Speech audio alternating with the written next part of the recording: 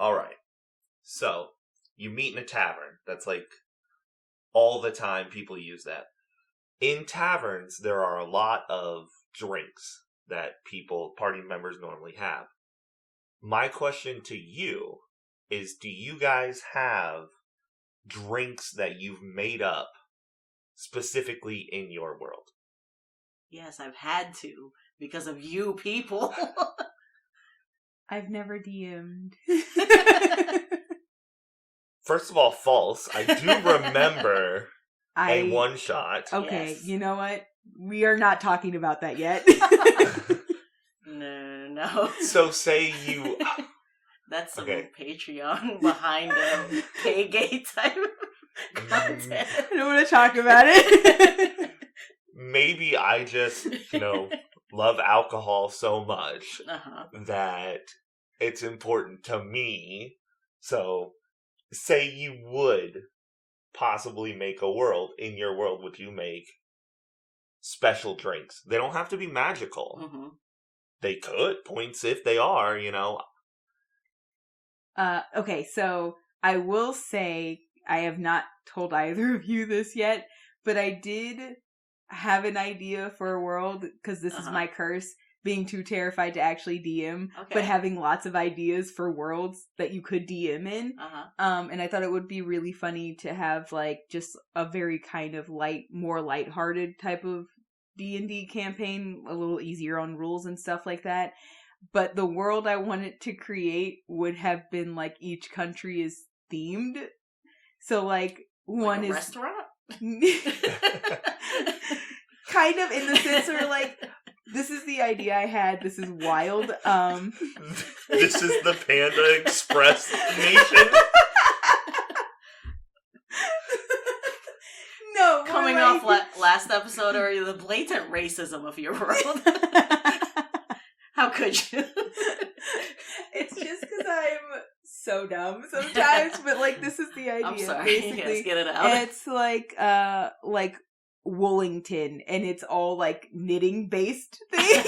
Okay. So like there's a capital called like Knit, and then there's another city called Pearl. So there would be like a lot of yarn based magic. Okay. Oh man. Shut up. No, I like this. You find yourself at a cross stitch in the road. Yes. I don't know why you're exhausted. I'm ready to play this world. And then like one would be tea based, because that's one of my favorite drinks. So it's like, so these are just you things. Yes, because I was making the world. Okay. And so like it's Chi Town. I can't even get any farther than that. You have Chicago? No, Chai. Oh, not Chi-Town. Okay, my bad. But so I did have, like, especially for the tea-based country, I had, like, a lot of tea-based drinks. But do you remember that, like, that homebrew where they had, like, coffee dragons and tea dragons? Yes. I also really liked that, so I was gonna have those as well. But so I was thinking, like, crazy things like a dragon fruit tea, but, like, the smoke looks like a little dragon that puffs steam and stuff. So it's mostly fun. Real drinks, but they had, like, a magical element to them. But that's the farthest I've gotten. Fae to me. Yeah. Yeah. Like the tiger lily is it's a tiger with like flowers all over it. So that's awesome. Yeah. So your answer is yes, you have made drinks in your head canon. Yes, but they're not like specifically like, oh, I literally made up a new drink. It's like I took this drink that already exists and made it a little magical, mostly. I mean, that's the indie. Fair enough. What about you? Literally every tavern you people go into. Wait, you people. Yeah. I mean, that's the problem. I don't know. Mainly it's Barbarian's Ebb, honestly. Yeah. Who's not here to defend himself. That's like, what kind of drinks do they have here? And I'm like, let me look in my ass and pull something out. Be right with you. He's also the one who forced the drinks that were specified towards each of our characters too, wasn't he? Yeah. feel like we all helped make that happen. Yeah, no, too, I though, did so- not Yeah. discourage it. I'll take slight blame. But they were fun drinks. Or who is this man? Oh, yeah. Anyway. I have 2 drinks, by the way. I'm sorry. We'll introduce him after his drinks. So I have one that's not magical, Okay. although it's like almost got prestige of being magical. It's called the King's Wake. Tell me about this. So yes, I this haven't is heard about this one. this is We like have a it's relationship. The King's Wake is like the top shelf of top shelf. Like it's almost it's got like gold pieces floating in it, like Goldschlager, but it's a very smooth, expensive drink. Oh, so it's like when you go to Total Wine and you see those like behind the glass, got to be unlocked so you can buy it. Yes. Oh, okay. Yes, got you. and the reason and they don't only bring it out when the king dies, but the idea, like, it's got a prestige. It's so expensive. It's so well known that they named it the King's Wake, as in you only drink it when a king dies. Does it taste good? I mean, that's subjective, isn't it? I asked that because when you like see those really fancy drinks and then you finally get to taste one from like somebody, my first sip of champagne, and you're like, "This is nasty." I just imagined how fucked up and funny it would be if it's like it's got the prestige. Nobody likes the way it tastes, but the prestige is why people keep ordering and suffering through this drink. Absolutely. Yeah. No, that's why I'm saying. And then you've got people who either are lying to you and are like, "Oh my god, I love the taste of this." And they truly don't. Or the people that do love the taste of it, and it might be because they genuinely enjoy it or because they have lied to themselves enough so that now they love this. That's what I'm saying, Like, there's a little bit of real life in every D&D campaign. So I have that drink that's in my world somewhere, and there's another drink. This one is magical, and I actually thought of it because of a Fall Out Boy song. Where he's like, "Drink up your glass called Last Resort." I was like, dance. This, I mean, yes. Sugar, we're going down. Absinthe. But so yes, this drink, it's a magic drink. It's called Last Resort, and what it does is it increases your charisma by 1. Okay. But it lowers every other stat by 1 until you take a long rest. I like that. But you should. My note is that you should be able to stack it. Oh, absolutely. Yeah. Yes. So if you drink 4 Last Resorts, your charisma can go up to 24. Yeah. Higher than you can have it naturally. But mind you, you are decreasing your constitution by 4, which means your health is effectively lowered by 1 or by 2 each time. Worth it. So, and each level. So if you're level 10, you have lost life. It straight up loses you life until you've taken a long rest. I get why it's called Last Resort now. Yes, exactly. It's absolute desperation. Yes, and I loved that idea, so I decided to make that a magic drink, and I think it could absolutely be abused, and it should be, and hurt me as the DM. I was about to say, I feel like it is made to be abused. Yeah. But I feel like the drawback being that you have negs in everything else is enough that would to stress me the hell out, though. Because also, you get drunk, what do? You fall down. That's a dex fail, So, if you get drunk on Last Resort, you're more likely to fall down. But if you bought a bottle of it in whatever bar you go to, whatever tavern, and you keep it with you, and here you are talking to the king of another country, and you're like, we really need this to go well, so that way we don't get into some sort of war. Start pounding that Last Resort. You I know, ain't gotta like be smart. I just gotta be smooth. exactly. And you know, the king might be like, "I like this funny drunk man," but it worked. You know. Your Anyway. intro is so one train of thought. I know, it's weird. Smooth.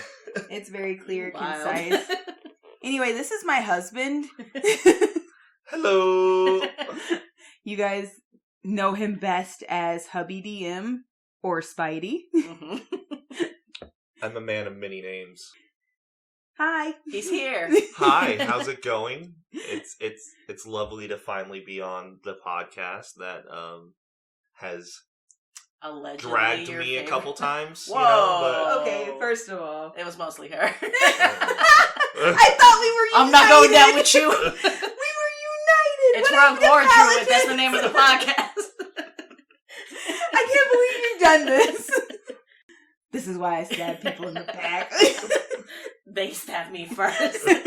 You stab or you be stabbed. That's the way life works.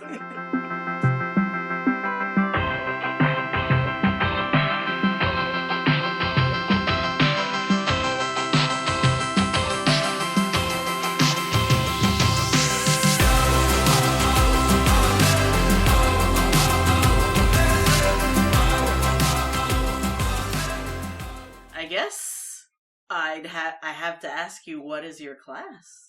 what is my class? Because when I first experienced you, you were my DM, and since she's rogue and I'm druid, who are you? Oh man, that's hard. If honestly, you had to choose, If you had to choose. it's a tie. Oh man, so I definitely identify as a bard. Okay. I know I was kind of labeled as a monk as well in a previous episode. I don't think that that's necessarily wrong. Okay. I thought you were going to how- say true. I was like, You know, we're fighting. but I think that is more attributed to the bard jack of all trades, because I dabble in everything. Okay. You know, I've done woodworking. Mhm. I've done quite a bit of different martial arts. Mhm. Theater.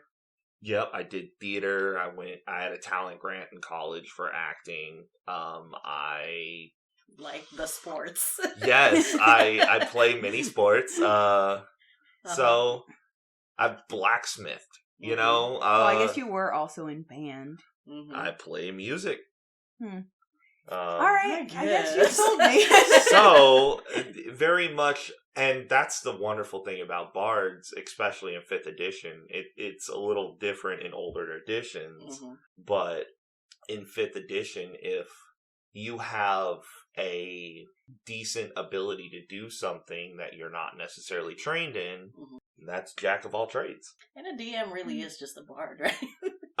You can definitely argue that, you know, podcasters are bards. Uh-huh. What You can't even? change the name. No, Okay. we made I'm a sorry. brand. We've already Sorry. set up the Instagram and email. But yeah, like when you weave a story, Mhm. you know, you're pulling from the weave. I'm spell disagreeing weave, less than I no? thought I would. Okay. You put up a solid argument, so I Fine. guess now you have to get ready for this next part. So I am your romantic rogue, Oreo. Oh snap, I gotta go. I didn't have one. How could you do this to me? I am your darling druid shadow. I am your bodacious bard. You don't have a name? Spidey. Good job. He was more confident about being a bard. Yeah, than no, me. he was- I don't know who I am.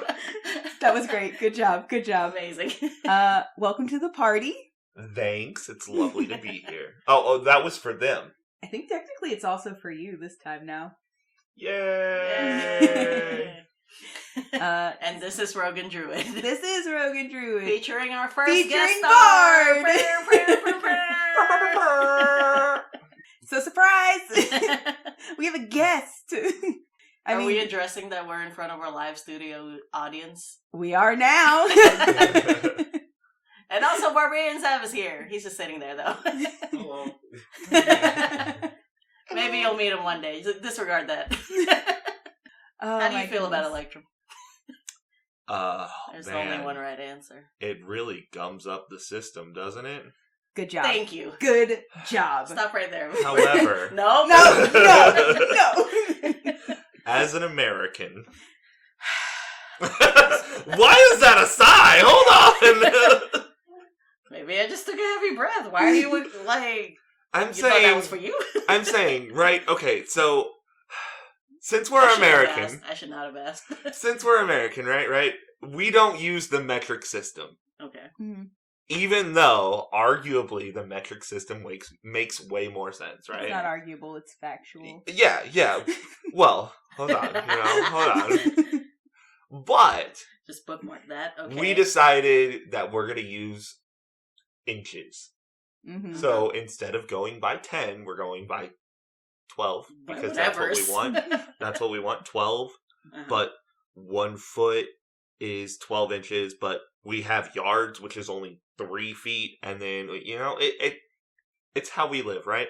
Okay. I feel like you're making the argument against Electrum stronger. Electrum, technically, yes.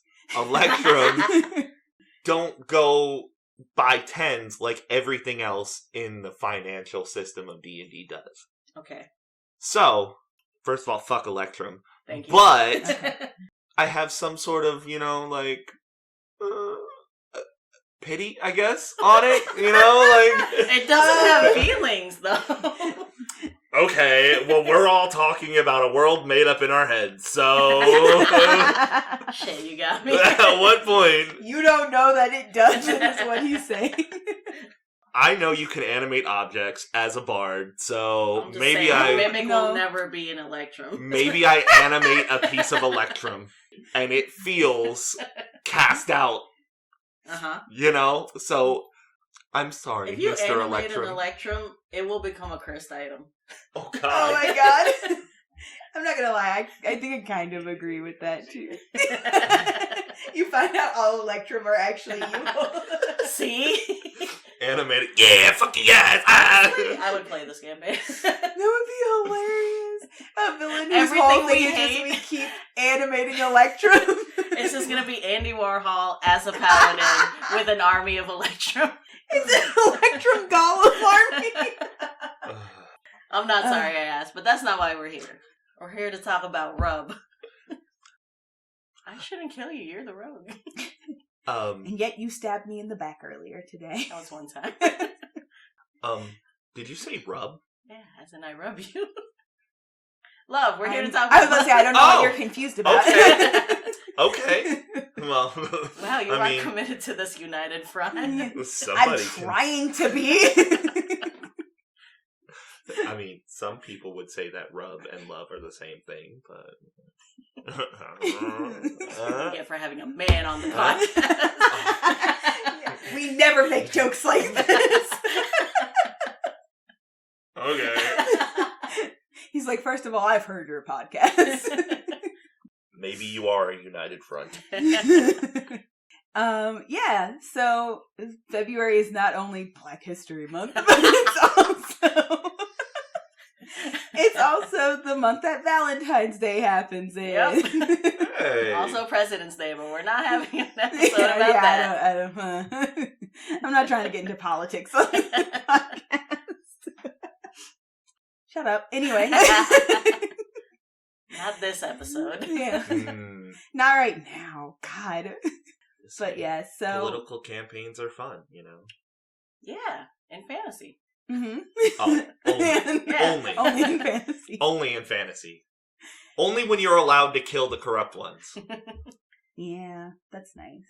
Should I not say that too loud? Or maybe not. So anyways. Yes. How about we backtrack a little? Okay. And you tell us where you started D&D wise. Yeah, because we did mention in our first episode, you're the one that got me into D&D, and then subsequently we were the ones who got everybody else into D&D. So where did you begin? Okay. Proud of yourself? Yeah, I mean, kind of. You're my little. You you're should be proud. You're We're having a great time. You're my little D&D babies. I love watching you grow. Oh man. All right. So way back in middle school, he just shrugged. Shrugged, yeah. Yeah, sometime sure. in middle school, I guess. My brother played. Mhm. He played with his group of friends, and he's older than me. He's 4 years older than I am, so it would have been really weird to have a group of 17-year-olds playing with like a 13-year-old kid. Just mentally, you know. So I wasn't playing with them at that time, at least, because I did eventually play with my brother as my DM. So he had the books in 3.5. So I also heard of a group of friends who wanted to play, or they had played. I think right as I got to high school is when I started to make my first character in 3.5, which whew, have you seen the math in that book? So originally I started a half orc barbarian, which is very it's you guys talk about elves with bows, you know, half orcs with axe. That's the same thing. Yep. And I was playing World of Warcraft at the time, and my character on World of Warcraft, his name was Grokok. And so this moment of silence for Gary.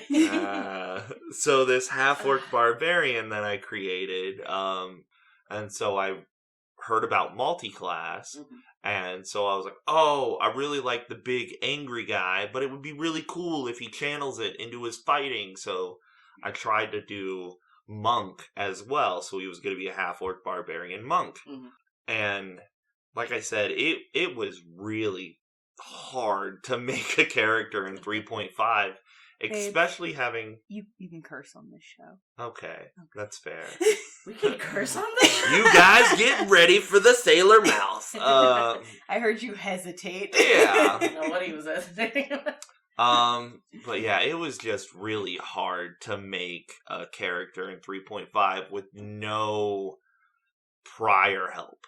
So I'm reading through this book and like trying to understand the whole, oh man. So there's so much math in the damn book, and I love math, but I hate statistics because it's English hiding as math. It's my favorite math. No! I truly hate statistics. This makes a lot of sense. I did pre-calculus, and then I went to statistics calculus and failed. Calculus is real math. I hate calculus. There's two kinds of people. We're a united front. Statistics or calculus? I'm a statistics. One of them matters more in everyday life, but fuck it, you know? But yeah, so I just had the hardest time making a character, so I think I made a character, but never really got to play it. Sure. So I later, when my brother's group, much like most D&D groups, just kind of fell through, especially pre-5th edition, pre-internet playing, like Roll20 and all of that, and stuff where you can play online.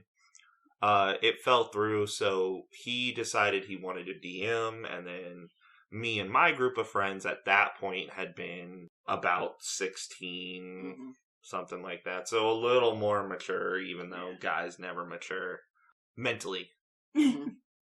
But you'll hear no arguments. We're a united front on that one too? Okay, cool. But yeah, so when I was like around 16, I really got into 4th edition as well. I know everybody in the community basically hates 4th edition. And shout outs to 4E. You know, maybe it's the same effect as like Doctor Who, where your first Doctor is your favorite Doctor. I absolutely love 4th edition, which is a very crazy stance to take, I know. And I get why people don't like it, because it kind of video gamed the tabletop. Yeah. Which isn't the best, and I, never really got to play too much of 3.5, because I also did another one shot of 3.5, and then later on I also played a 2nd edition. Yeah, 2nd edition was very crazy. My friend with Daco and everything. Yeah. My friend's dad had his books, and when he found out that we were playing 4th edition, he's like, "I got my books if you want to play a game." And so we were like, "Sure." And one night after poker night at his place, he kept the table out and he just was like, "Here's the books, let's play." And so I was like, I have no clue what I'm doing. Let's go. So I played an elf with bow because 2 for 2. God, right? Well, this was after I made my next character. So my second character that I really made was a Goliath twin blade ranger, or 2-blade ranger in 4th edition. That's absolutely not No, and it was really cool. But yeah, so I started playing in high school with a group of friends. My brother was my DM. And then after high school, my brother had already been graduated. He was in college, and things just kind of fell apart for that campaign. I had a friend move away and stuff. And so my D&D career, I guess, I don't know, path had just kind of died out there. And so it was almost a fond memory for me. And then one day, Cosser she had approached me, and she was like, because we were at a Barnes and Noble. Yeah. Yes, we were at a Barnes and Noble, and I always love going through the graphic novels because I'm a super big comic book fan. With a name like Spidey, surprise. But so in the graphic novel section, usually that's also where they have the tabletops. And so I was looking, and I was like, oh yeah, 5th edition, because I had played 5th edition once before with Oreo. And so wild. I know. Absolutely. And so we had actually play tested it, because before it ever came out, Wizards of the Coast had released parts of it. As far as I know, it could have been pirated, but who knows? But so a friend of ours was like play testing it. And so we got to, and there wasn't all the classes, there was only like 4 or 5. No, I played elf with bow. There she is. There I played a monk who took a vow of silence. So that was very interesting as well. But so we attempted 5th, and then I'd forgotten because that was just a blip in my memory. And then when Cosser and I were walking around Barnes and Noble, and I saw the tabletop stuff, I was like, oh, they have 5th edition books out now. And she was like, what? And I was like, oh yeah, in D&D, like I played 4th edition, and they came out with a new edition of it. And she's like, oh, you play D&D? And I'm like, yeah. And she goes, what's it like? And for anybody who plays D&D, like, well, that's one word. But yeah. So it definitely spanned a longer conversation on what is D&D. And I think I did a good enough job, because as soon as I finished, she goes, we should play. And I'm like, well, we have to get people together. And I think she ran up to you guys, like literal ran. And she was like, we should play D&D. And you guys were like, sure. And I was like, yes, we're getting the band back together. One last ride. And then, And then so we all started talking. We're like, yeah, what's going on? Uh-huh. And then I think someone in the group chat was like, all right, what do we need? I'm like, yeah, we need the books, but I got all those. We need some dice. I got some dice. And then everybody shows up. We need to make our characters. And then somebody's like, okay, but who do we talk to about the making characters? I'm like, oh, I can help you. I've played a lot of times. And they're like, all right, who runs it? And I'm like, the DM. And they're like, okay, who's going to be the DM? And I was like, oh, shit, that's me, isn't it?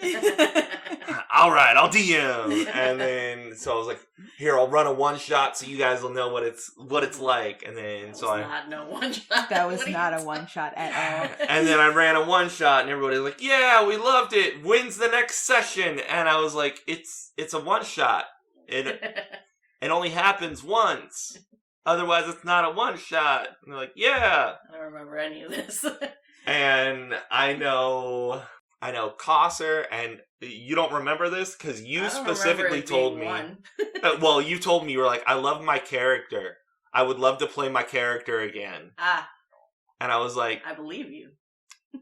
Okay, maybe I'll make it a small campaign. Maybe we'll do a couple, a little bit. A small campaign. And then 2 years later, we finished. We get to level 11. That small campaign. I'm sorry, we finished half of that small campaign. Oh, the rest is coming. Okay. So ready We'll be for back it. and in greater numbers. I absolutely miss that character. Online, I'm seeing a lot of love for 4E. Really? Yeah. I think the thing was, it was like cool to hate on 4E for a minute there, and then a couple people were just like, I mean, 4E's what got me into D&D. So, There's some amazing things about 4E that I would love to add into Bleeding mechanics? Yes, the bloodied factor, and that is a thing that I use today. Like, I will describe, hey, as you hit this knoll or whatever, he spits up some blood from his mouth, and that's just and then we're all like, oh, he's bloodied, he's at half health. But also, like, when it comes to gnolls, I loved the idea in 4th edition that if a character becomes bloodied, it incites the bloodlust of the gnoll. Right. Just because gnolls are such crazy creatures and such death hungry, So I really enjoyed the bloodied mechanic. I love the idea of minions. So just taking a character and bringing it to, they have 1 health. You hit them, they die. That's fine, but that's great for a horde. Yeah. Because so I don't have to be like, oh, they all have 12 health, but you only hit this one for 11, and then this one is dead, but it's got, So I think it's almost like you hit, it dies. I also like the idea of minions because there's something kind of crazy fun about like being like, I know I can one-shot kill this instantly, but also there's like a million of these guys. So like it does kind of sometimes feel like a slog in 5e when you're like, oh, like we're fighting a larger group of, let's say, because we've done this a lot, goblins. And it's like, but all these fucking goblins have like 12 health, so now I have to whittle this guy, and you whittle this guy, so we're not working on the same guy, and you take this guy, and it's like, oh my god. Yep. And it also, you run the risk of people with multi-attack only hitting for, like I said, 11 in one hit. So now they have to use their second attack to do 1 HP. Yeah.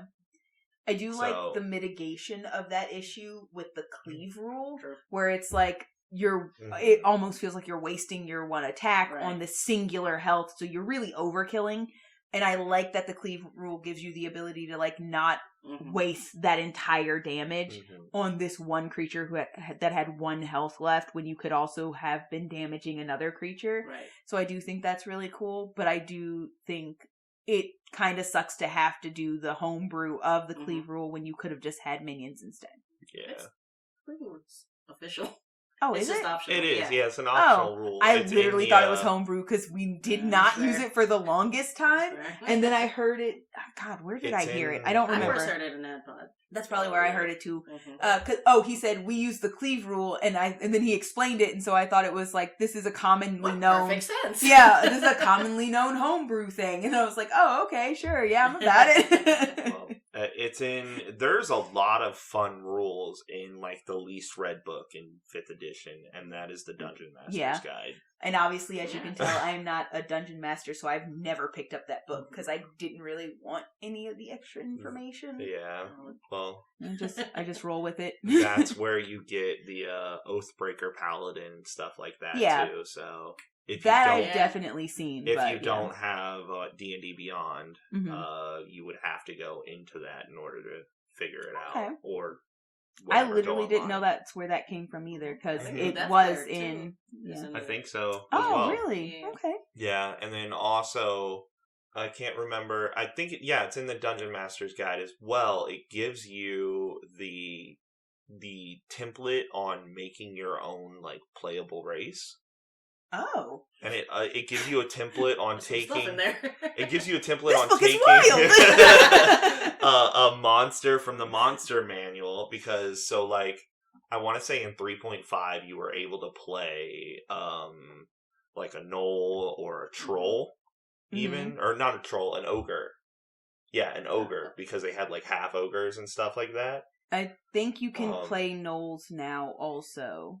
In 5e. Okay. Yeah, because that's in D&D Beyond. That is one of the playable races. But I know, and with 3.5, if you played like a monstrous race or a stronger race, you had like reduced leveling, basically. Oh. Yeah, it was really weird. So like, you would, if you played like a Minotaur, I believe it was a large character. Mm-hmm.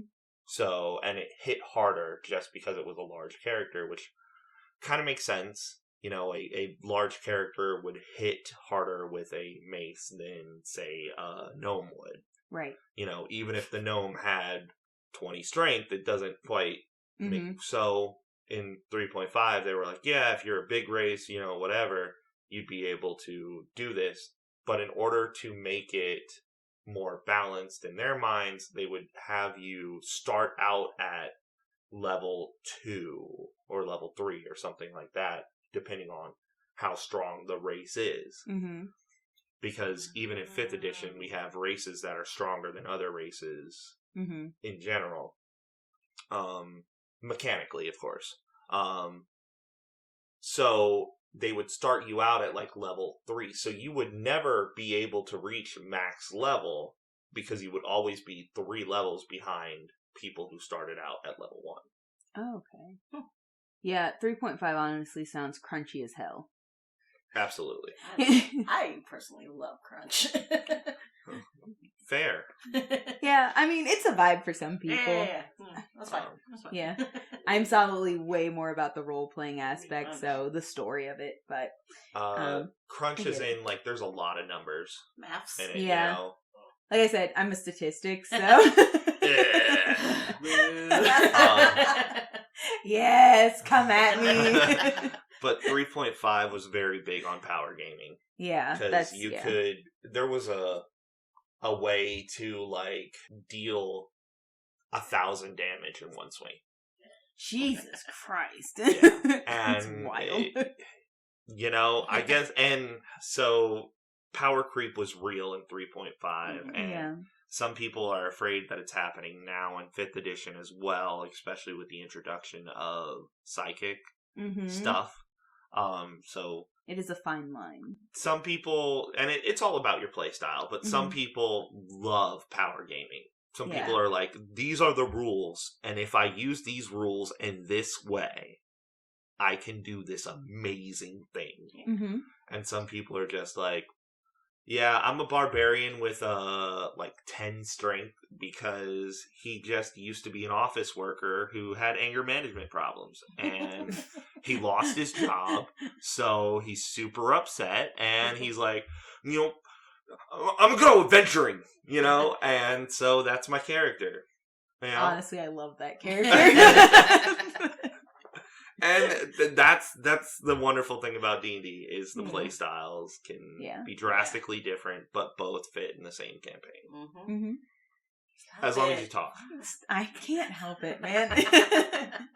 I think it's very funny because you have this like long storied history with D&D, but like for the rest of us, all of our D&D story starts with you.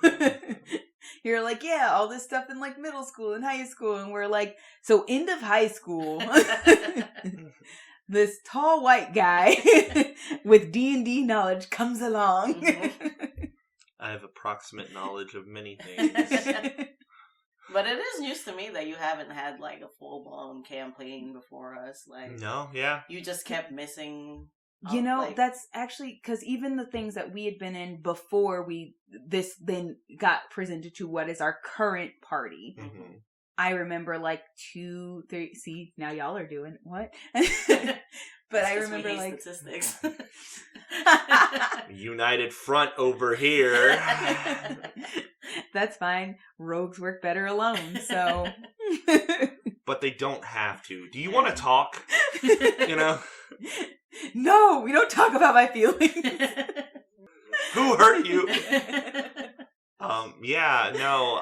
My longest campaign that I played, I want to say, was like 8 levels, and it was 4th edition. There was a really cool campaign setting. In 4th edition, it was called Dark Sun. Was that the post-apocalyptic one? Yeah, it's basically a post-apocalyptic setting. It's very non-magical. Metal is very hard to come by, so most weapons are made of bone, and bone from different creatures are stronger than others. And because you're using bone, more often you have to worry about your weapons breaking and stuff like that, because bone breaks generally, but it's a magic world, whatever, generally more than metal does, or easier than metal does. So, yeah, you kind of have to take note of how much damage your weapon took. There's not a lot of magic. Yeah. So I count my arrows. As well you should. Yes. You know? I don't count them, but I do collect them back after every. As well you should. And I don't think every village should have a Fletcher either. So it'd be hard to come by for arrows. Yeah, man. I don't think we've ever touched on something like that in a campaign yet. So when I first started running the campaign for you guys, magic gums up things. Like, you can either break a campaign with magic, or you can make it with magic. And we started in 4th edition, and looking at who everybody wanted to be in the party, most people went for more martial classes.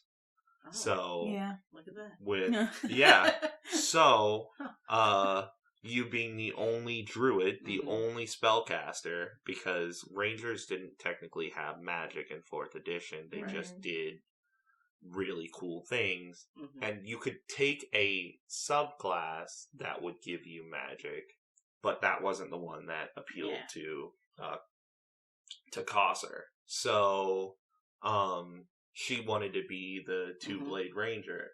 Oh, I super forgot to mention this to you, I think, at some point. But he is the one who made me realize that I super fucked up. Cosser, I thought for some reason, was a rogue. Like I was rogue. That's why Yes, but she was actually a ranger. Yeah, she was a ranger. So like, why did you say Cosser? But Ryan was the ranger. Right? No, they both were, apparently. They were, yeah. And I thought she was a rogue too. So she was a 2-blade ranger, and she used a short sword and a dagger. Okay. So I think the dagger is what made you guys go. No, it was the character's vibe. Well, that like, too. Yeah, for real. And like, yeah. I remember her first action was like, "Can I try to pickpocket somebody?" Yeah, in this busy merchant alley, and she failed miserably. Which makes a lot more sense now, actually, when you think about it. But yeah, so because most people were martial classes, I was like, and mind you, this was supposed to be a one-shot. I was like, okay, you know what? This is a country of very little magic.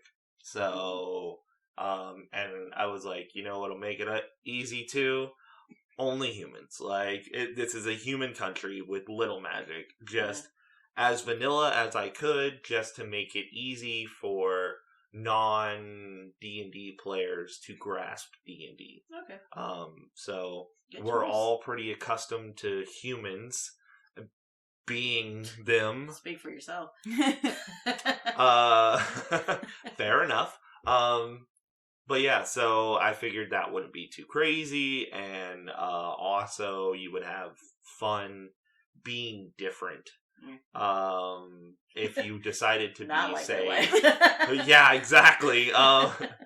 Say being a shifter or being a Mhm. halfling, you're different than everyone around you, but you're also not getting looked at too crazy. Mhm. You know, so that kind of helps build the world as well.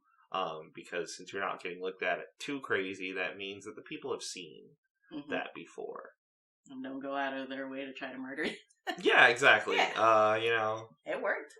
But like I said, it was supposed to be a one shot, so I keep didn't saying it like you want to not have spent 2 years with us at a table. No, bro. that is my excuse as to why things may or may not add up exactly how I would like it to.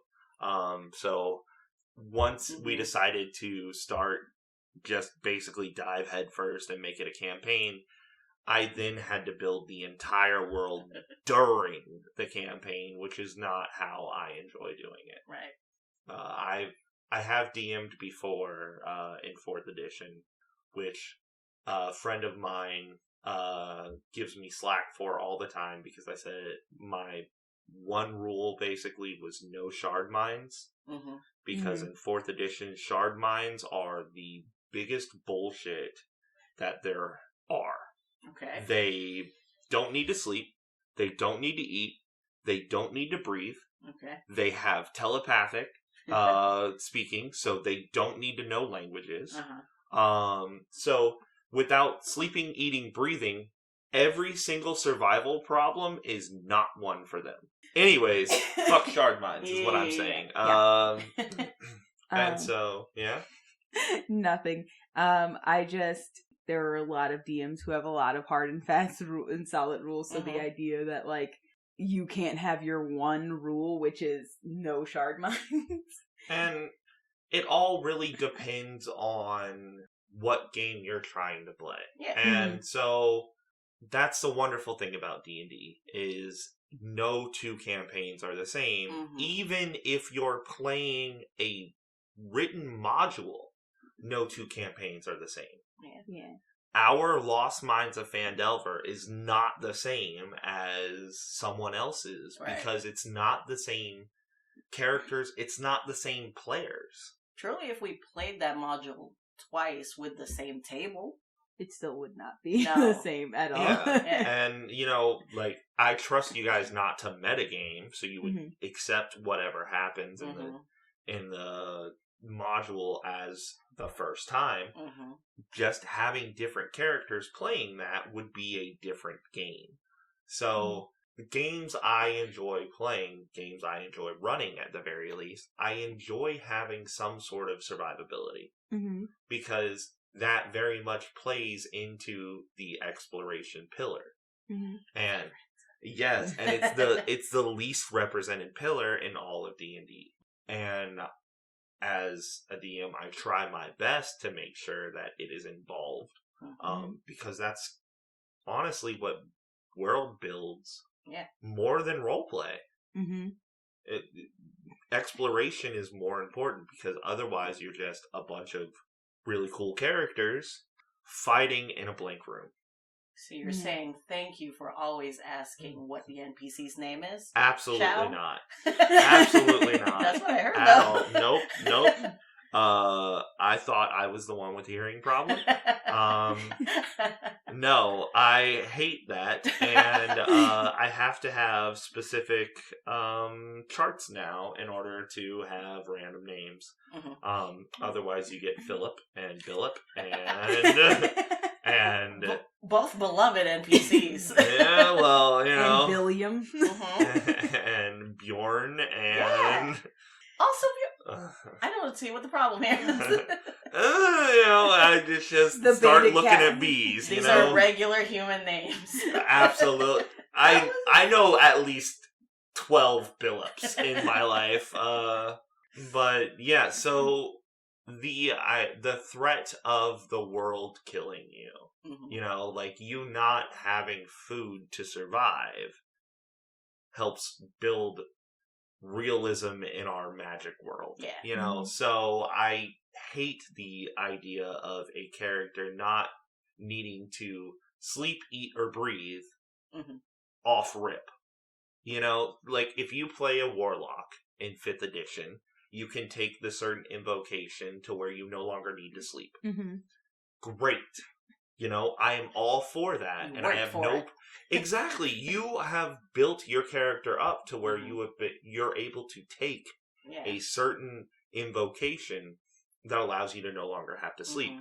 That means you did not take an invocation that allows you to increase your range of your Eldritch other Blast. options. Absolutely. But as a character off rip that has a hard and fast rule of don't need to sleep, don't need to eat, don't need to breathe, every poison trap, no problem.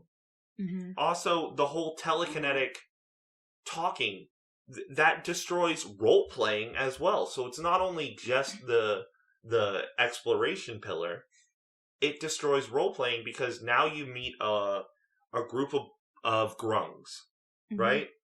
They're a large society of just frog people, and you need to communicate to them. If a wizard or a bard or a druid or some sort of spellcaster uses comprehend languages, great. You've now used a resource. Yeah.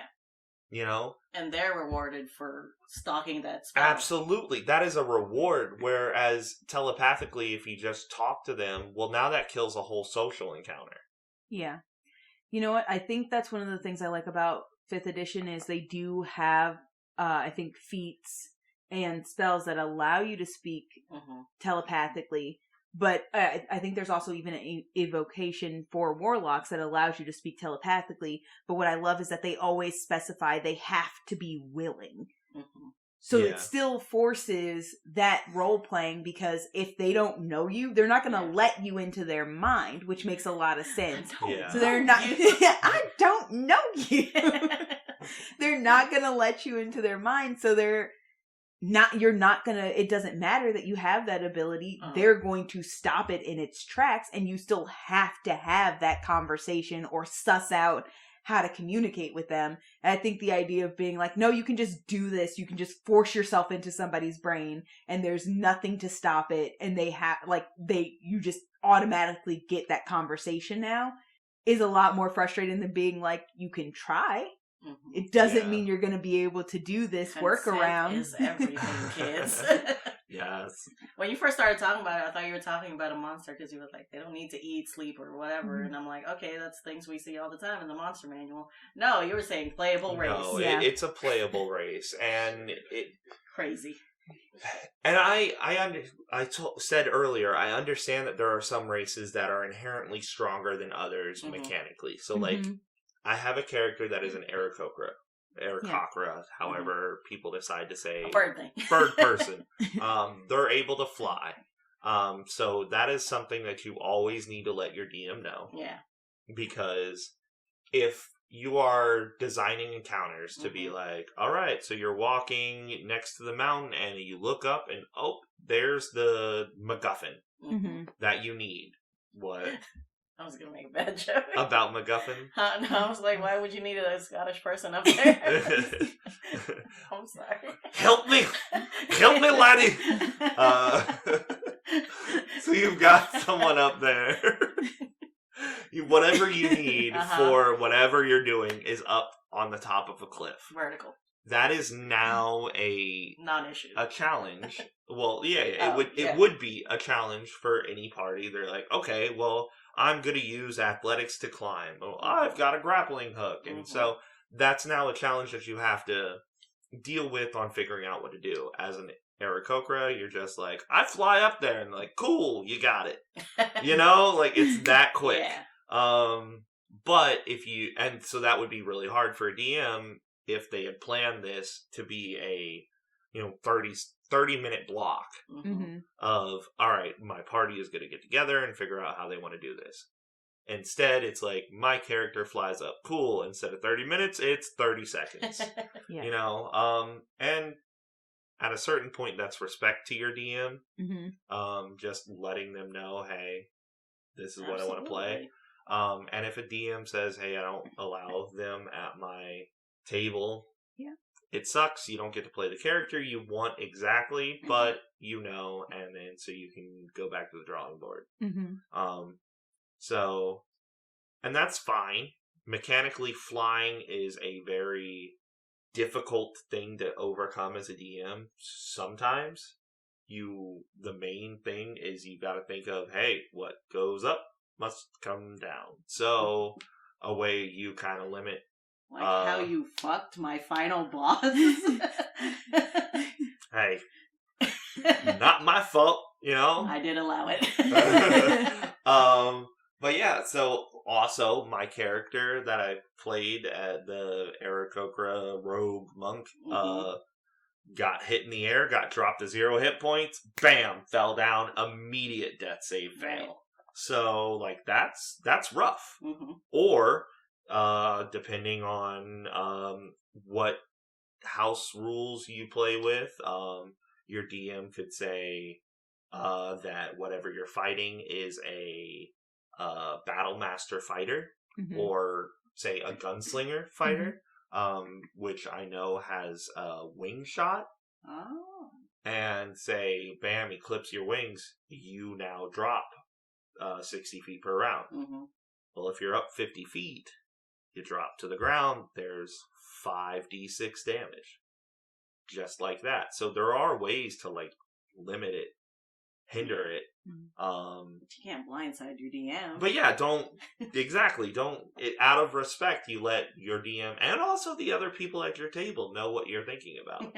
Because hey guys, we're flying today. We're flying today. We're all flying. But yeah, so it's really important to let everyone at your table know that you're playing in Aarakocra even, or just what you're playing, because then that allows for, like, so Xiao and I are playing brother and sister. Because I was like, hey, this is a character that I really want to play. And Xiao was like, this sounds like a lot of fun, and I would love to play the sister of that character. Yeah, Zab said lean into the crunch. He was like, power gaming, let's go. And as two DMs, right? We were like, as you wish. Say less, So it works out that way.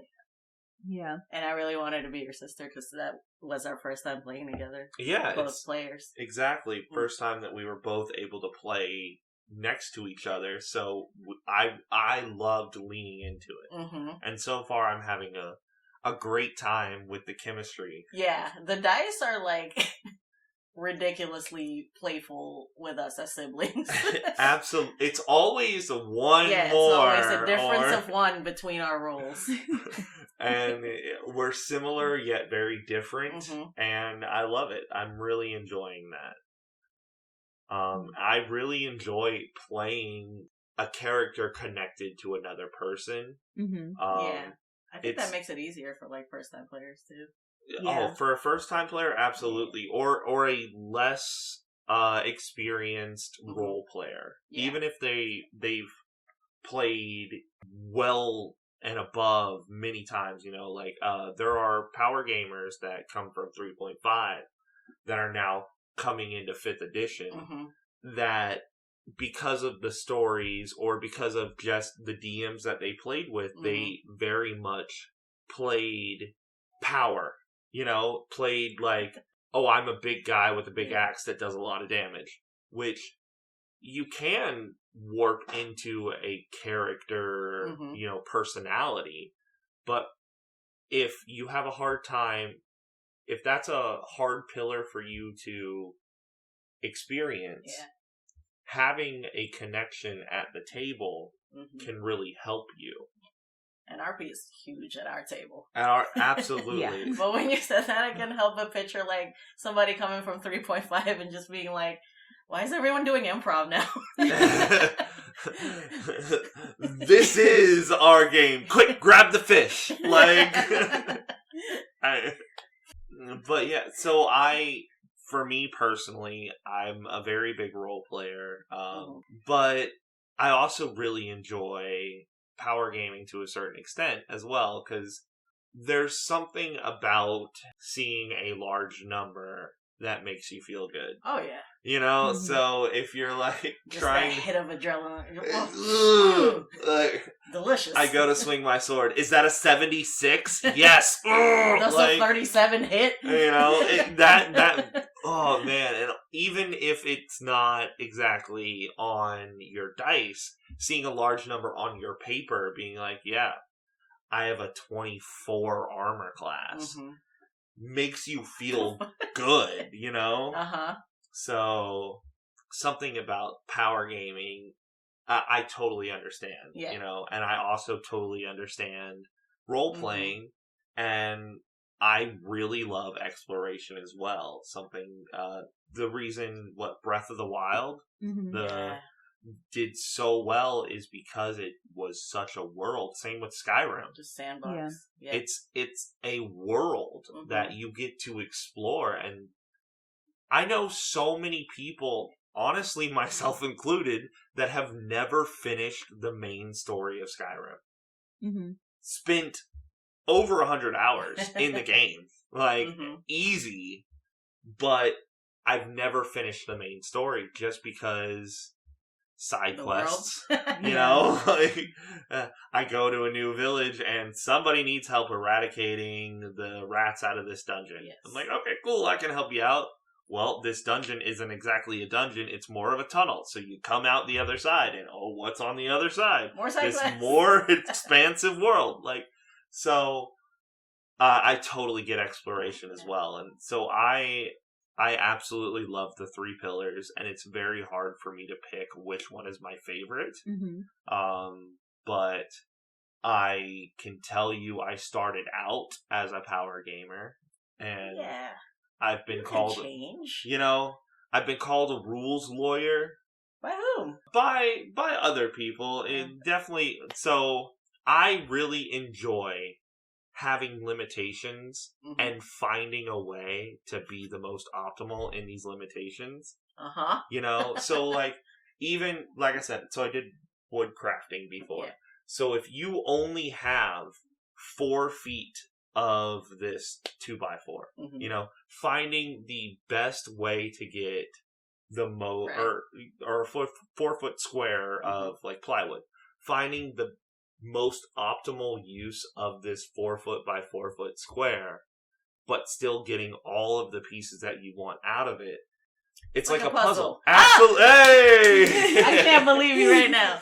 I'm sorry, I smacked the It's like a puzzle, and it's rewarding to me to figure out the most optimal usage. So rules lawyering sometimes, I don't believe I'm a rules lawyer, because I do love the rule of cool and stuff like that. I'm totally fine with that. Doesn't exactly do that, but I'll allow it because I love your thought process. Yeah, I think rules lawyer is a bad title for it. But it's good to be a rules reference. Yes.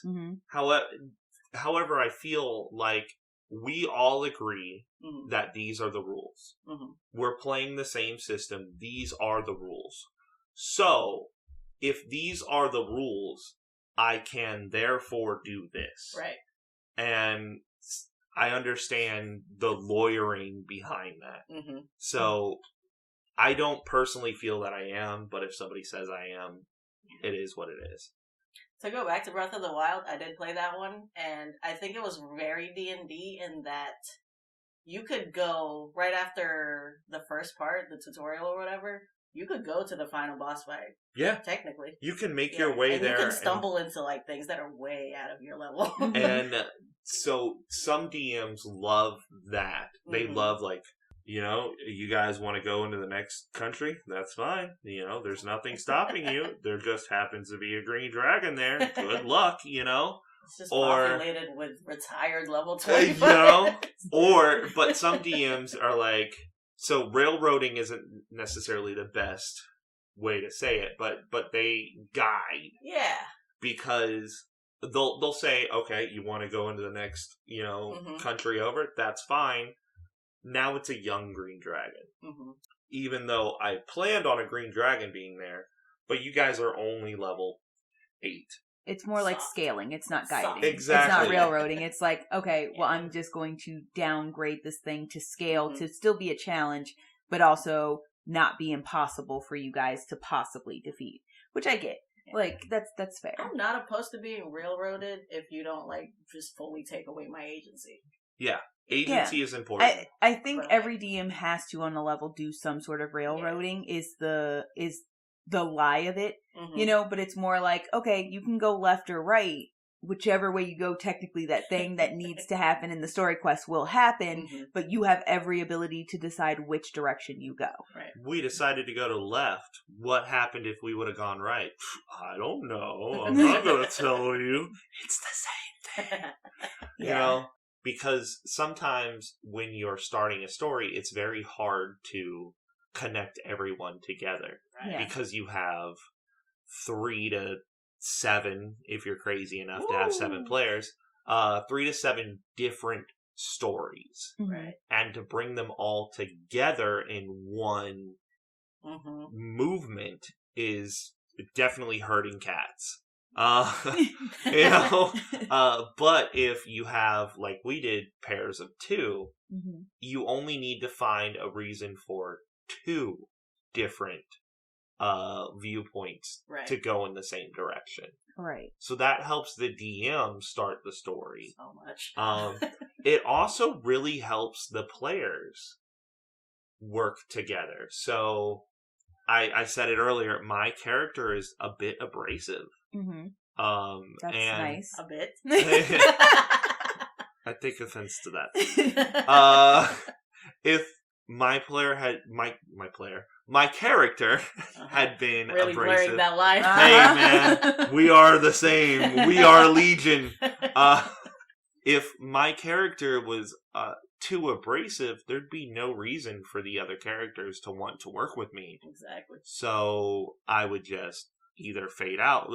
I feel like the best decision would be my character is not mixing with this group. I'm the problem. I'll fade out.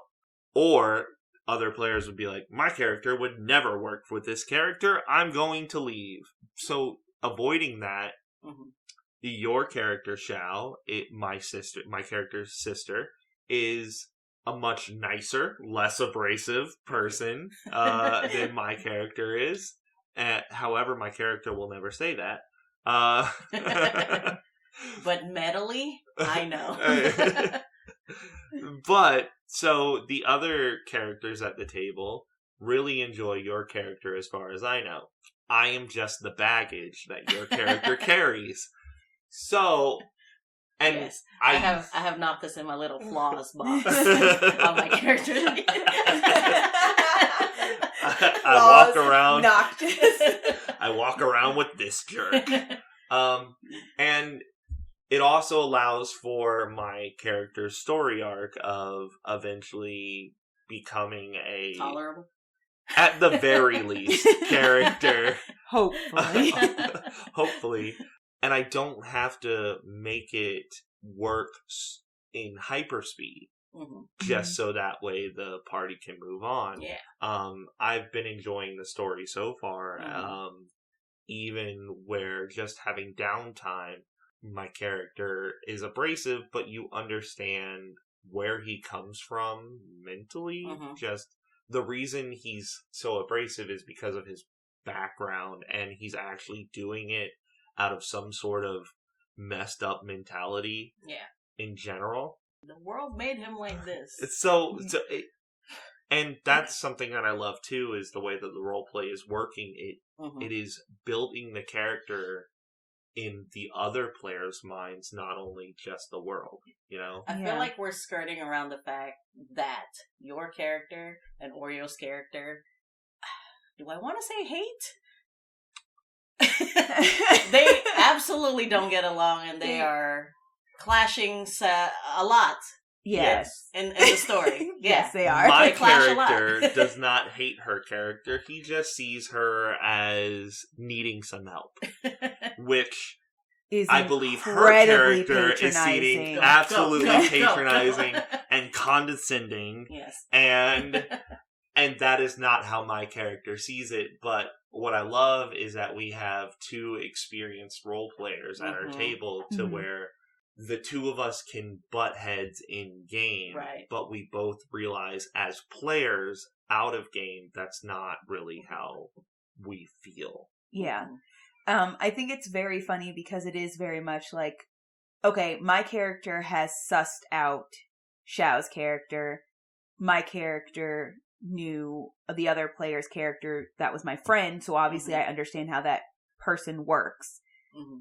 My character's entire issue with your character is simply that you basically keep pulling at all of the most traumatic things about her past. Not on purpose. Because you're ignorant as hell. Oh, and absolutely. So it's become this very funny thing where it's like, he'll say something and it's absolutely not at all meant to be an asshole thing to say. It's not meant to be patronizing. It's not meant to be like picking at her at all, but it's like everything about it is just like everything that she's had to like fight against her whole life. Like most of our campaign at the beginning, he kept calling her princess because she's actually a bastard child of a king and will never be a princess.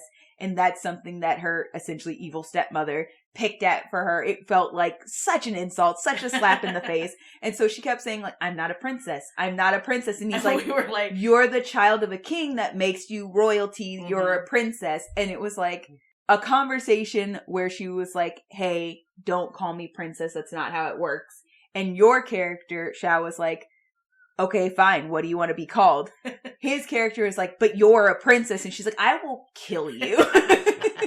I know, I don't understand why you're being this person, but I'm telling you it's not what I want. So either stop or we fight. And it's little things like that where it's like in his mind, he's just like, I don't get where the problem is. And like trying so hard to not be immediately triggered into like, now I'm just yelling at you because you've pissed me off. But actually, I think when we did our little like separate sessions, because our group split the party, always great. We were talking. Always. Don't split the party. Super great. But we were Be talking. better than us. And it kind of got to the point where she was like, I'm starting to understand that you're just kind of stupid. Like not completely stupid, but it was very much like, I need to be as clear as possible to make you understand this is what you're doing and this is what I don't want you to do in order for us to work cohesively together. Know what a nuance is. Mind you, intellectually he's not stupid. No, he's just socially stupid. He is not very adept. But this is... I'm sorry. I was just going to say, I think it's worth noting this is our first time we've had PvP. Yes, we absolutely... With this party. Oh, yeah. Yeah. We fought. We did. We absolutely fought. My character has never attacked another one of the player characters. Yeah. Technically, it was a very short fight because it was basically us just being like, smoke screen run. We were all like reaction. However, my character was absolutely the reason that we started the player versus player. So there you reason. He just never attacked another character. So, is he good? Is he bad? Whatever. There you go with those technicalities again. Yeah. Technically.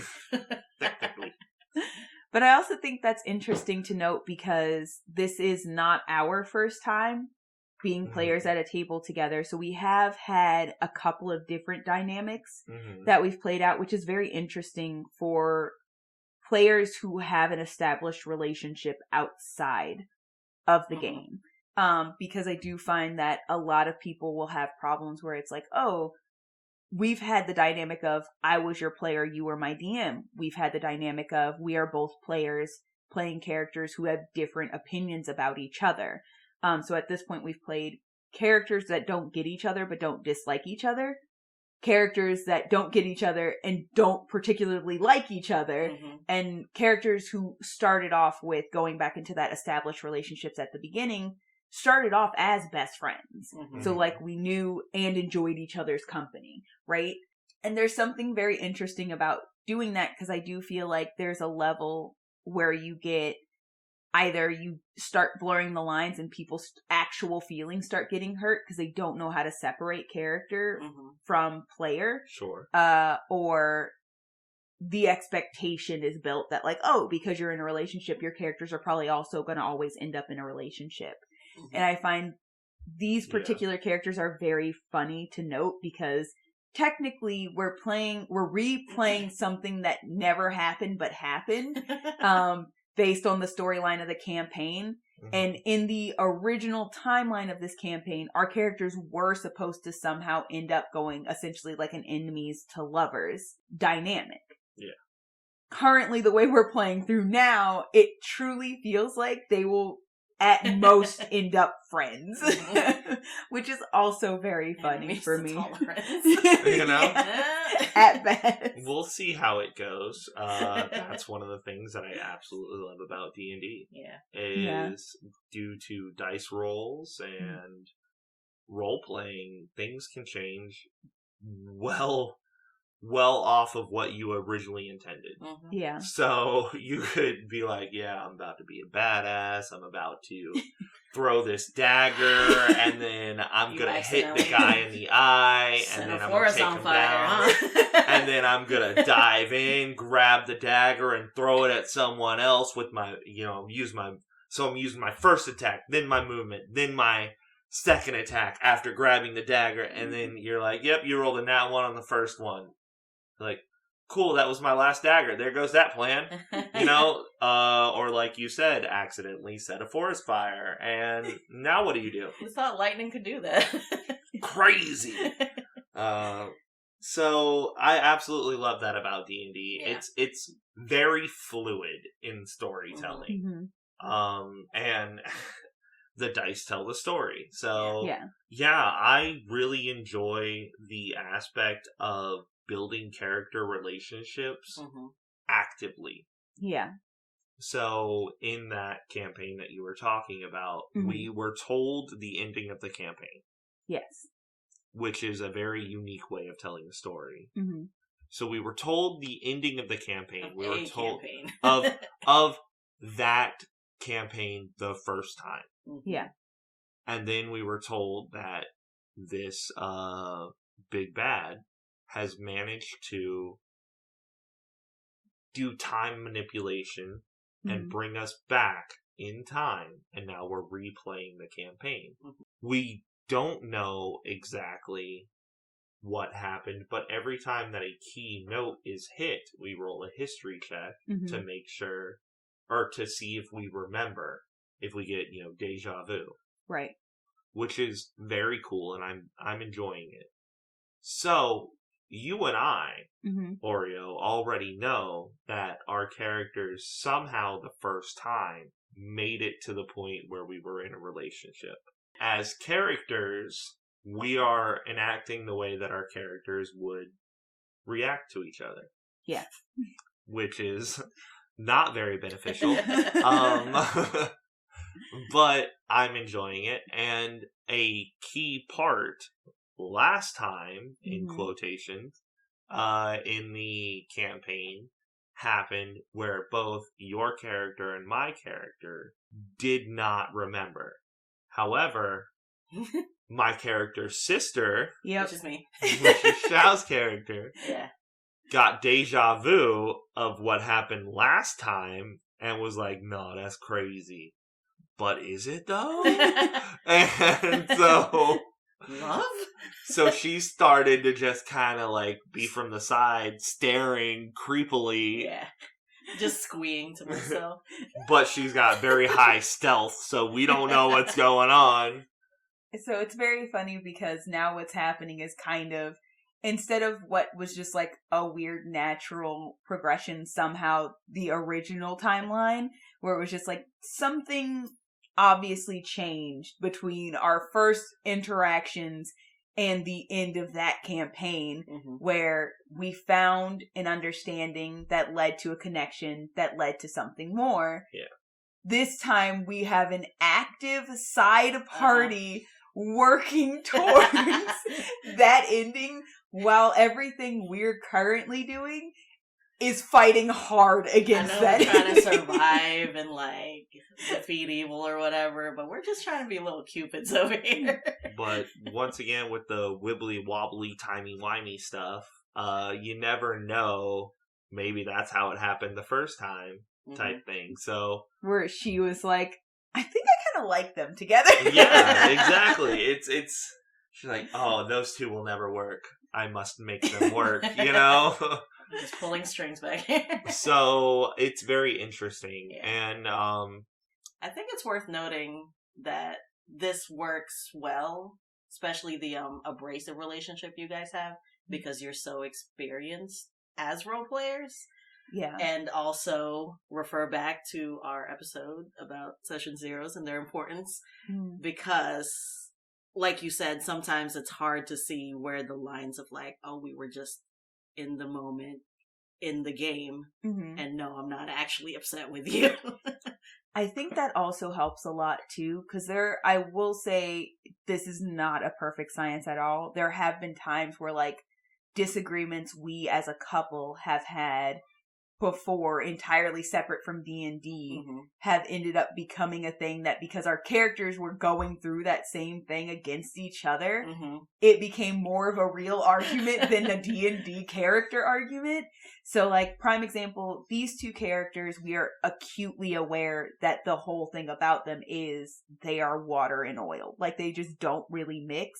So like, we step away from these characters, we laugh about how like, oh my God, we're never going to get along, huh? Like, these conversations are just, and like, I'll jokingly tell him like, oh, you were just always just pushing every right button to piss me off, huh? Like, and so we'll have these conversations because we're so aware of who these characters are.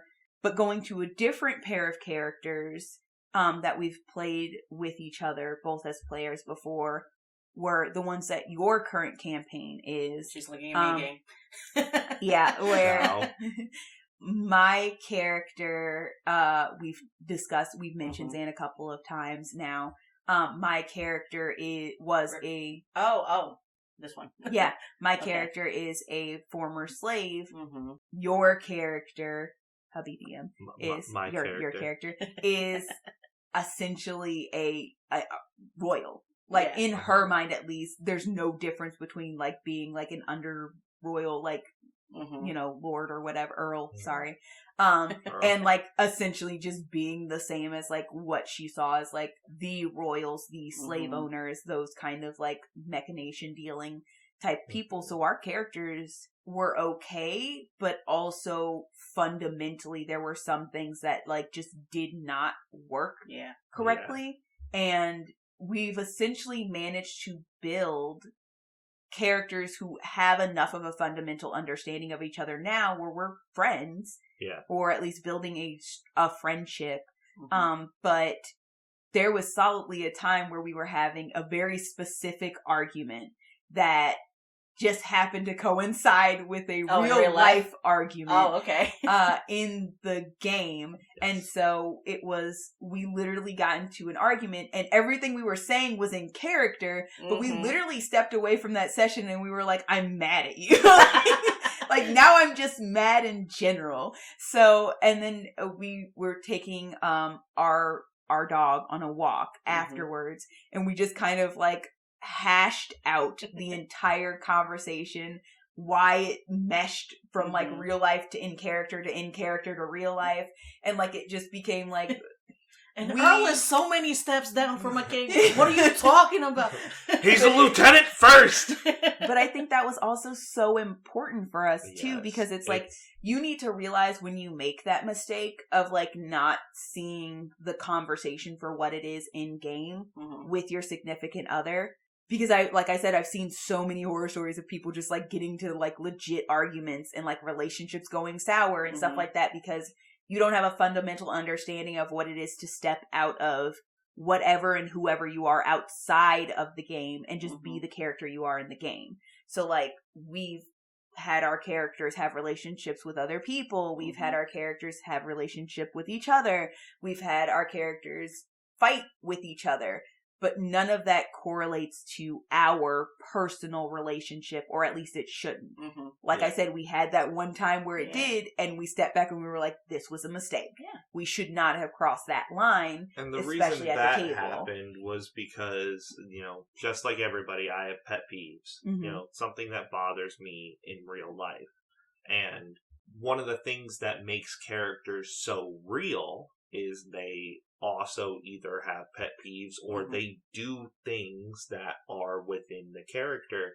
So it just so happened that, and we all put a little bit of ourselves in our characters. So my character, Lieutenant Earl Boros Everett II, you can't not do the whole thing. it's a name for sure. He has a very similar pet peeve that I do, which is hates being talked over. When he speaks, it is respectful to listen to what he says, to what I say, because like I said, it's my pet peeve. It's respectful to listen to what I have to say and then respond afterwards. You give me my time, I will give you yours. Your character being from where she is, being from the Underdark and just needing to get what she needs to say out, will just talk when she needs to. Yeah. And so that's a pet peeve of my character. It also is a pet peeve of mine. And so in a heated discussion, your character started talking over my character, and so we put a piece of ourselves in every character. It's hard for me to separate sometimes. It's very method when you're playing D&D sometimes. And so I personally got upset because I wasn't being heard. Yeah. Not only my character, but myself. And because I was very method at that moment in time, my character was upset because he wasn't being heard. And so that becomes a conversation outside a game as well. And I think that's the most important part about playing with your friends and family and significant others is not only do you have a session 0 where you lay out problems that you have. So if you say, I cannot do gore. Yeah. So your DM knows, all right, lay back on that.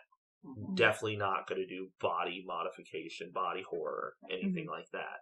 But when you say modification, first no earrings. No earrings. No nipple piercings. Absolutely. How dare you have a tattoo?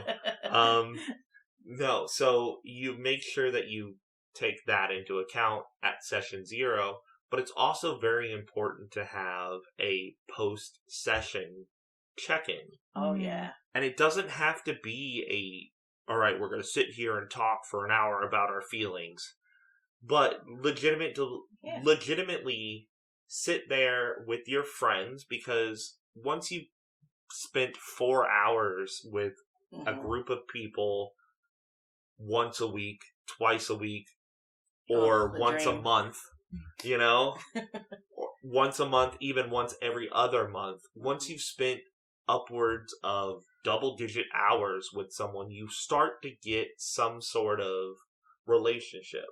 So these are people that you are getting to know in general. It's important to understand how someone feels personally and take that into account. So even if it's as soon as the session ends, everybody's packing up, you go, how does everybody feel? How was that session? And also that's important too, because personally as a DM, I'm always worried that everybody hated the session that I just ran. Yeah. You know, you're your own worst critic. Oh, I feel that so much. So I'm like, even if everybody is smiling and laughing, I'm like, they're just in character. They're truly you know? lying to you. They're in character. Their characters love it. The players hate it. They're great actors. Oh my god. You know? So after the session is over, just say, hey, how was that session? How's everybody feeling? And it's important for everyone to be realistic as well. So you can't necessarily be like, oh yeah, I'm fine, and then seethe in it. Yeah. You know? You can look at someone and say, I didn't enjoy myself this session. Mm-hmm. And that is important. That's important to... At the end of the day, we're only here playing D&D because we're looking to have fun. If you're not having fun, why are you doing it? Mm-hmm. Right. And you don't have to always win to have fun. You know, you can have a session... Having fun is winning. Well, you can have a session where your favorite NPC dies. Yeah, but the suffering is fun too. Ooh. I think you might have to talk to a therapist, you know? And I do. No, absolutely. The story building is the fun part. So having such a dramatic loss in game can still lead to fun. But when you're no longer having fun, something needs to change. And if it's only you that are no longer having fun, figure out why. You know, maybe this is not the group for you, and you need to be like, everybody's having fun but me. I think I need to bow out. Yeah. This isn't the campaign for me. Mm-hmm. Yeah, there's the saying, bad D&D is better than no D&D, which is false. Absolutely, it's false. Like, if you're looking to hang out with people, just hang out with people. Mm-hmm. Don't use D&D as a crutch. And I'm a very big component of no one person's fun is more important than another's. Yeah. So if somebody wants to have the deck of many things and somebody wants to steal it because they're like, that could ruin the campaign, that's a problem for me because you're now robbing somebody of their fun. And I know some people feel that, well, it could ruin the campaign in quotation and that would ruin everybody's fun. I don't really believe that because now you're just going based off of ifs. It could ruin the campaign. It could do this. Whereas you won't know until it happens. Just try it. So if somebody has the deck of many things and they're like, I'm going to pull 4 cards, crazy shit could happen. Yeah. You won't know what will happen until it happens, and then you all address it at the same time. I'm waiting for one of you to throw it at me because I will pull cards. I will pull 8 cards. How many cards in the deck? 13? All 13, baby. I want all them bitches. I want to be trapped in an orb and somebody has to go save me. So there is a very, serious part about that is conversation is the most important part. Communication is everything. It's collaborative. Yes. You are not the only player at this table. So, if somebody says, oh, hey, I have a problem with body horror. Yeah. As a player, you don't go, all right, yeah, I take my knife and I stab it into my gut and describe, drastic body horror. Because now you're ruining other people's fun. And to you, that might be fun, but you also have to realize that it's collaborative. You're hurting others at the table. And speaking to conversations and communications is the answer. It's always the answer. Because when you guys have had that bleeding into the game argument, then the way you resolved it was stepping back. Absolutely. And having a clear communication about, wait, what just happened here? Absolutely. And I personally think D&D has made my communication miles better than it used to be. I feel like I'm more assertive than I used to be. And there was a time where I have walked away from a session upset, probably because I accidentally set something on fire. But it took us a little bit after that session where we have played like another campaign or two where we're just sitting at the table talking about it. After the first half of Spidey's campaign had ended, just reflecting, and I had confessed, like, I think I was upset with Oreo's character, and therefore upset with Oreo. And, like, that was my first campaign, so I was, like, learning to separate. But it did happen, and, like, it's okay if it happens, but the important thing is you round back and you talk to your people so that these types of things don't happen again. Yeah, because I do remember distinctly being like, oh, we could have had a conversation about this then, and I would have known. And I know exactly what you're talking about. When we had that conversation at the end, you had said it was the Rock situation.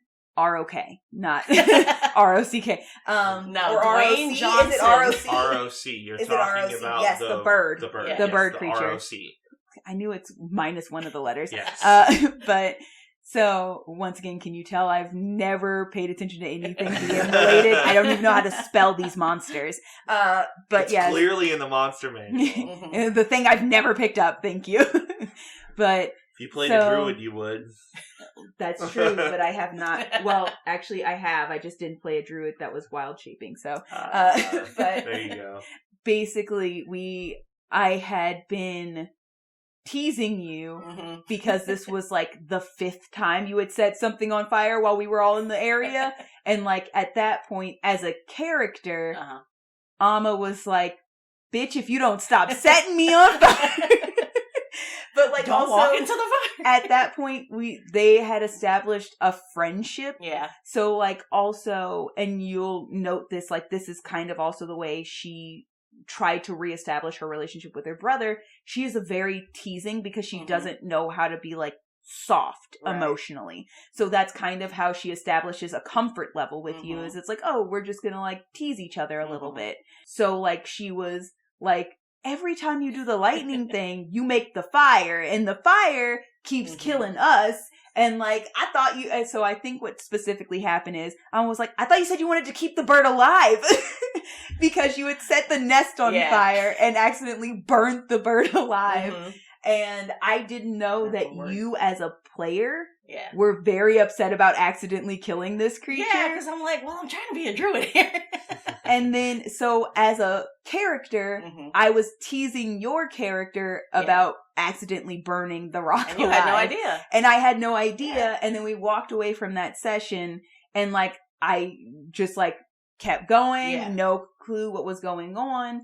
And then when we rounded back, 2 years later, we round back to this, and I was like, well, damn, why didn't you tell me? Because I hate confrontation. I feel bad. But it's also funny because you were not the only person guilty of this, because in that same conversation, on the flip side, I had mentioned to you, Spidey, that we had, I pointed, and then I was like, tell them who I'm talking about.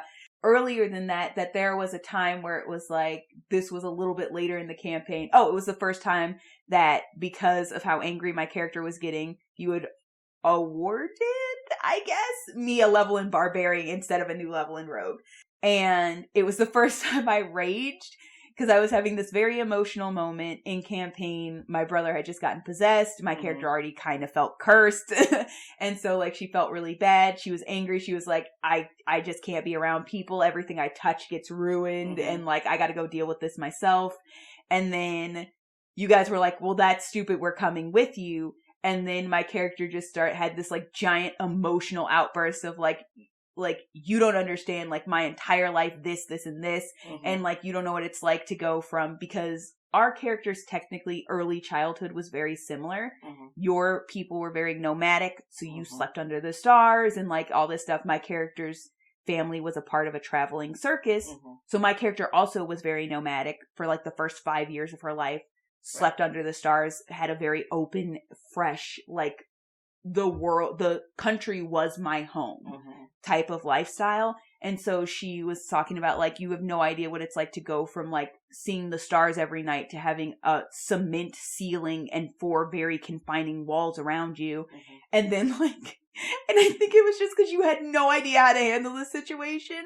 Your character just goes, you have stars now. And it was so flippant accidentally. And I was like, you. Because it was just like so deflating. And I was like, I'm not trying to be mad at her, because I know it probably was just like, I have no idea what to say. So in character, I was just like, I rage. Like, I rage. Yes. And then the least emotional character of the bunch, Beef, is like, I don't think you should have said that, man.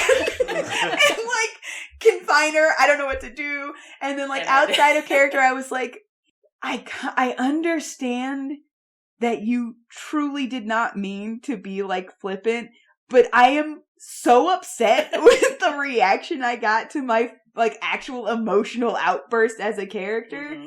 And I'm a little salty about it, and I'm having a hard time separating the two. I'm a little mad at you right now. And so we talked about it afterwards, and I was like telling him about it, and I was like, well, like, I know why it happened. Like, I'm not actually mad at you. I'm just a little sad about how the situation went down, because we probably could have had a smoother transition into this. And then, like, we talked about it afterwards, so it was the exact same situation where it's like, I probably should have just said something then, like, hey, I don't think that was the best way to handle that. Yeah, because I went about and you deflated me a little bit. Like, I don't even remember that moment. I do want to go back just a little bit and make today. note that I did approach you first, Oreo, about possibly giving you the level in Barbarian. Yes, you did. So, communication once again, you know? Yeah, because if I had said I really don't want that for my character, that would have been a different conversation.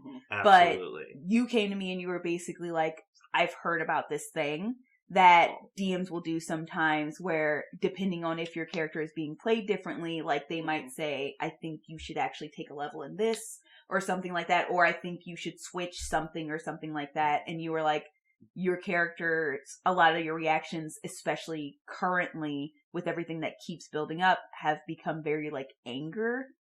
Like angry reactions because you're not handling your emotions that well. Your emotionals that well. Oh, yeah. Same thing, honestly. And so how would you feel about taking a level of Barbarian when this next level up comes around? And because we had that conversation and you kind of explained why you were thinking that actually makes a lot more sense, I was like, yeah, I'm okay with that call.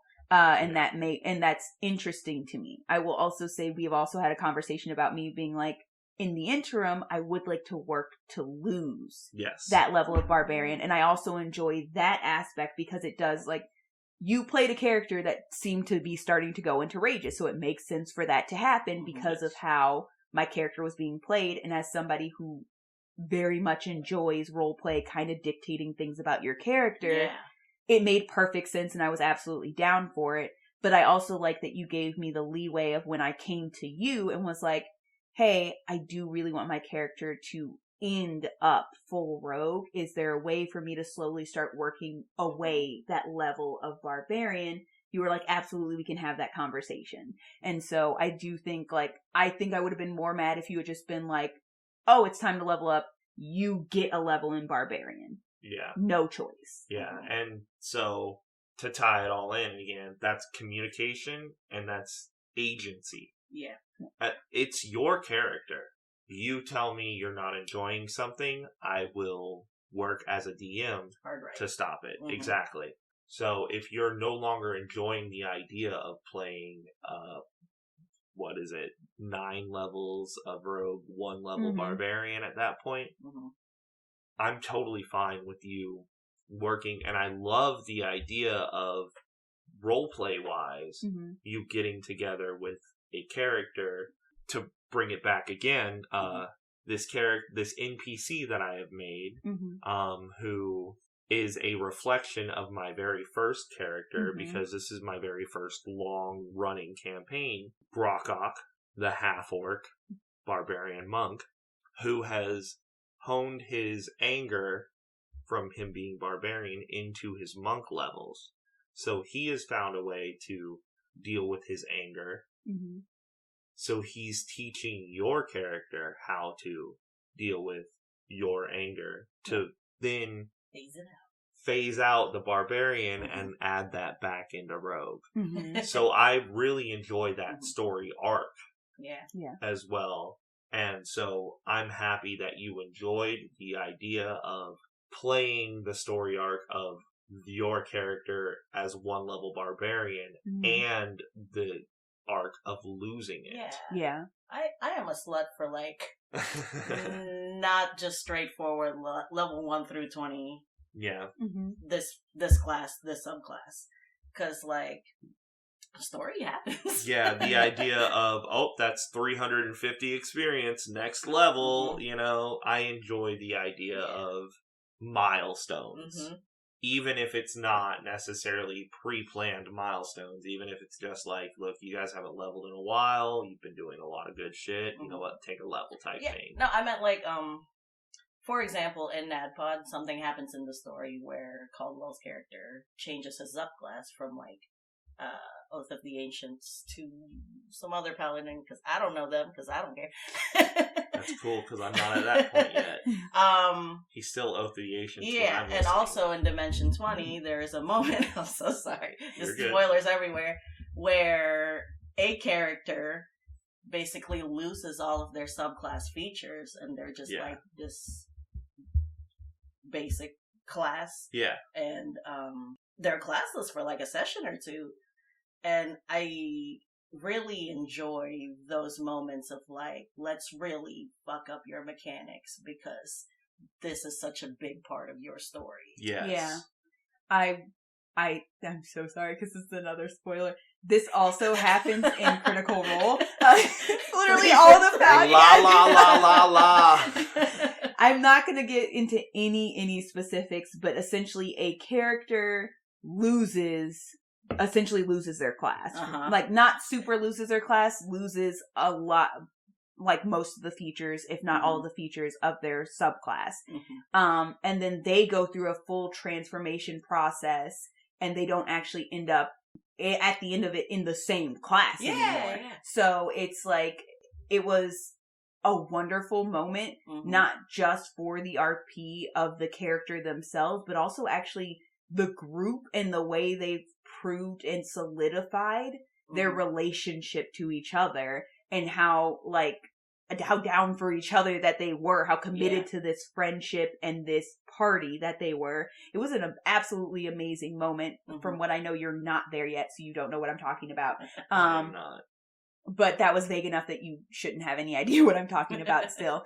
But it's a really, really good moment, and it is one of those things where it's like, it's wild, because you're like, oh shit, what is gonna happen? Yeah, and it's like, this is not that was the first time that I had multi-class, because when I first started, I was like, I don't really want to multi-class. Like, I hadn't found any combinations that really spoke to me. So most of my characters are very set, but it was fun to get to a point where you were like, I think you should.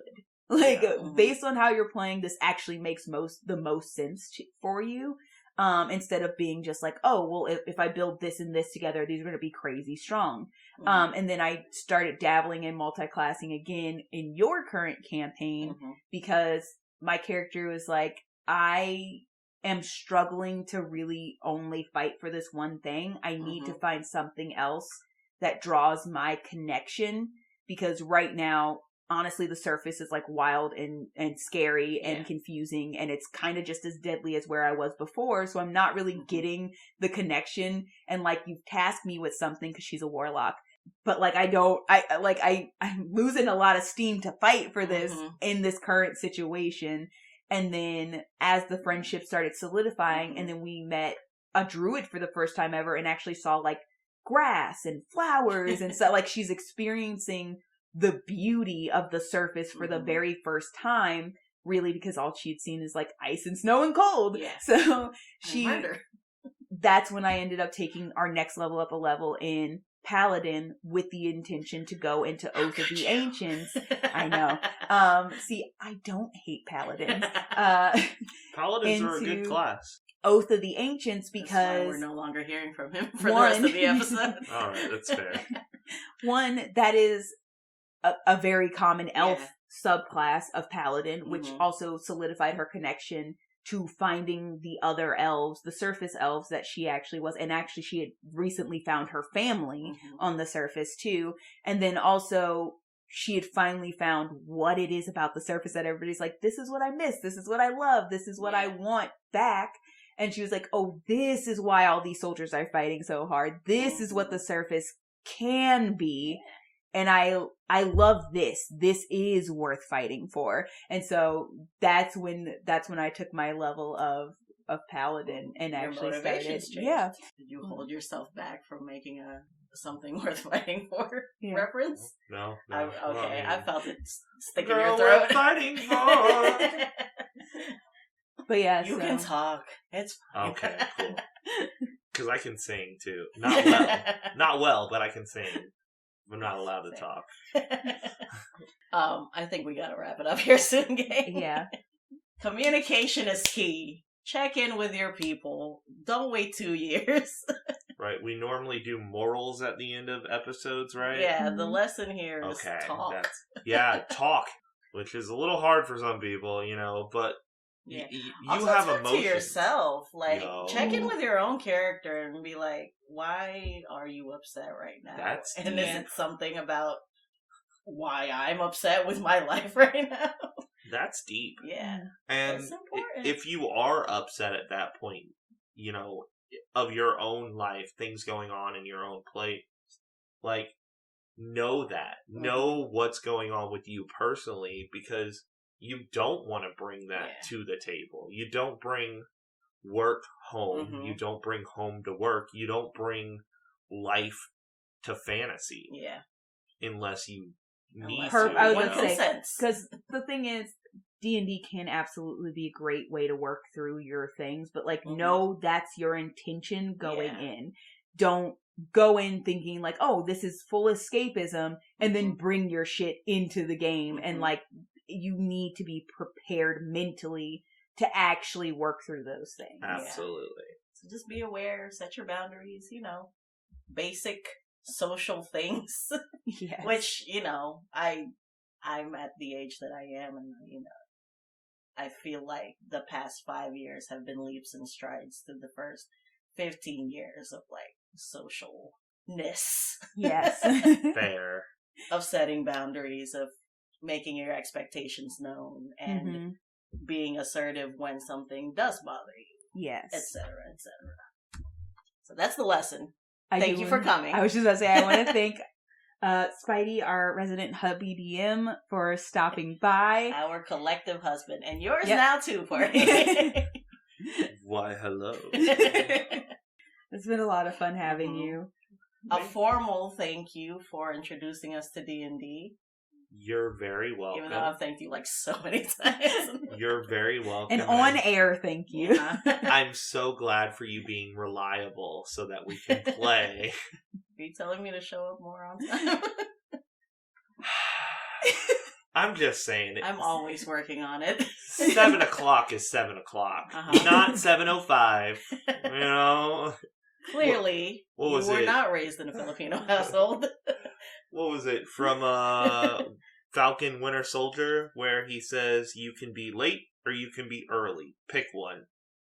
Oh. You keep picking the wrong one, Shao. It's not an actual choice. It's rhetorical. It's always early. Interesting. That's one way to... Lieutenant Earl Voros Everett II would tell you it's early. And the world he lives in would be like, hey man, chill. No. And God says... I was about to say, yeah, see, Sam would be like,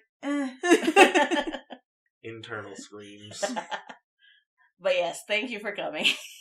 Thank you. Hey, do you want to have one of our outros? Oh God, it's a lot of What pressure. do you want to fuck? What do I? What? No, in the bad way. Oh man. Fuck shard mines, right? Yeah. Okay. Yeah. There's a reason they're not in 5e, right? Yep, I believe so. Okay. Despite how you feel, fuck Electrum. Fuck Electrum. Yeah, I could get on with that. Wow, that was high. I believe you. He's like, I'm a guest, so I'm going to say yes. I want to come back. Like me, please. What else? No, absolutely fuck Andy Warhol. I'm on that boat. Yes. Good job.